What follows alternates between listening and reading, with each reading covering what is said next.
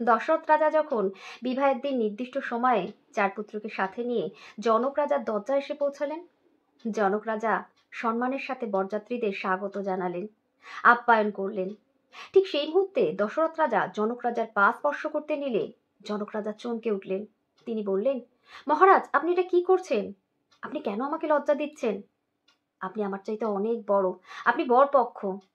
এই কথায় দশরথ রাজা হাসলেন। তিনি খুব সুন্দর একটি উত্তর দিলেন। বললেন, জনক রাজা, আপনি দাতা, আপনি কন্যা দিচ্ছেন, আমি তো গ্রহীতা। আমি আপনার কন্যাদের নিতে এসেছি। আপনিই বলুন, দাতা এবং গ্রহীতার মধ্যে কে বড়? এই কথা শুনে জনক রাজার দুই চোখ জলে ভরে গেল।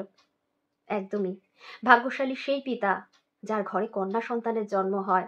সত্যি তো এটাই, প্রত্যেক কন্যার ভাগ্যে পিতার সুখ মেলে, কিন্তু প্রত্যেক পিতার ভাগ্যে কন্যা সন্তানের সুখ মেলে না।